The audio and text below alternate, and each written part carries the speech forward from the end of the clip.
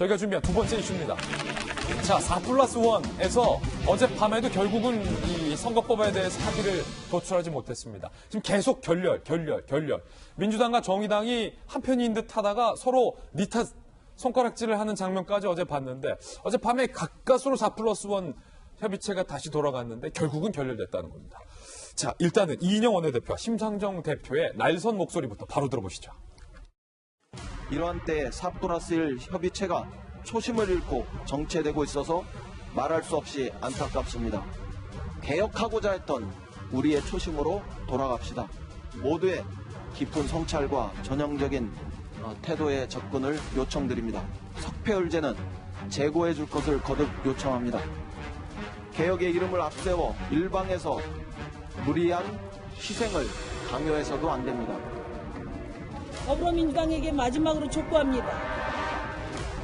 4+1 공식 협상 개최를 요구합니다.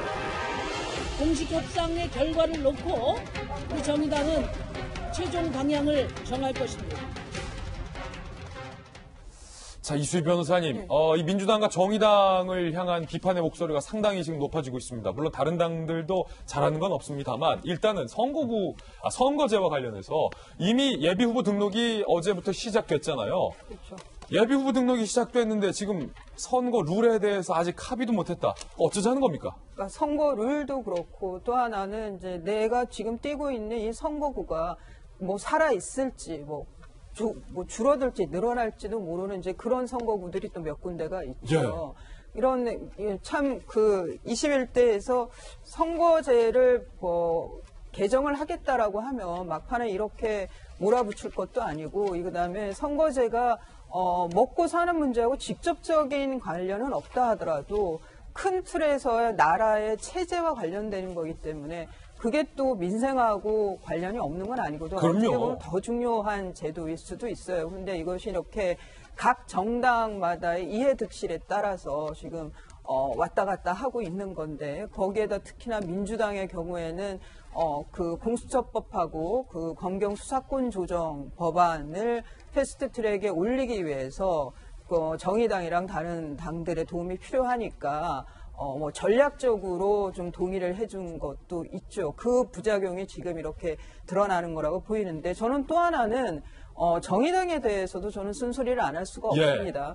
정의당의 이제 그 다양한 정당들의 출연을 위해서는 지금 이 연동형 비례제가 필요하다라고 해서 이제 처음 그 발의를 했는데, 그렇죠. 예, 제안을 했는데 지금 이제 국민들이 정말 정의당이 21대 국회에서 와 저런 당들이 많아지면 진짜 우리나라의 정치 정치 풍토에 정말 아주 그 신선한 바람이 불 수도 있겠다. 정말 변화를 일으킬 수 있겠구나라고 하면 지금 정의당이 원하는 그런 연동형 비례제에 대해서 참 여론이 크게 호응을 해줄 것 같아요.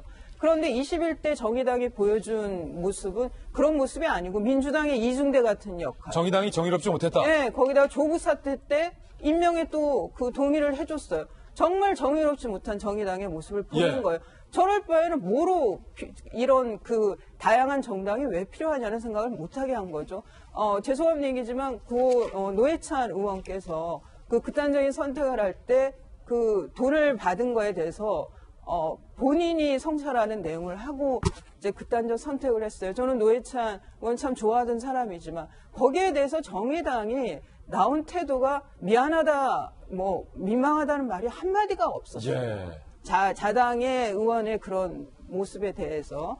그러니까 돈을 받았다는 건 인정한 건데 나중에 가면 그것조차 부정하는 것처럼 또 보이는 말들도 하고. 그래서 저는 정의당이 군소 정당으로서의 정치 변화를 일으킬 수 있다는 기대를 전혀 주지 못한 21대였기 때문에 그래서 또 정의당이 내세우고 있는 이 연동형 비례제에 대해서도 많은 분들이 좀 이해할 수 없다라고 이제 생각하신 것 같고 또 하나는 너무 어렵다는 거예요. 너무 어렵다. 무슨 이중등록제, 석패율제, 캡을 씌우네 그게 50%, 30%. 복잡하면 거기에는 꼼수가 나오게 돼 있고 꼼수다. 예, 뭔가 그 문제가 생기게 돼 있는 거예요. 부작용이 많을 수밖에 없는 거예요. 그런 면에서 저는 선거제를 왜 이렇게 급하게 처리하려고 하느냐. 저는 이거는 좀 다음 그 22대로 가는 것이 더 적절한 거 아닌가라는 좀 총체적인 생각도 해봅니다. 그렇군요. 결과적으로 룰을 정하지 못한 채 선거 등록이 시작된 어찌 보면 상당히 아이러니한 상황이 시작이 된 겁니다.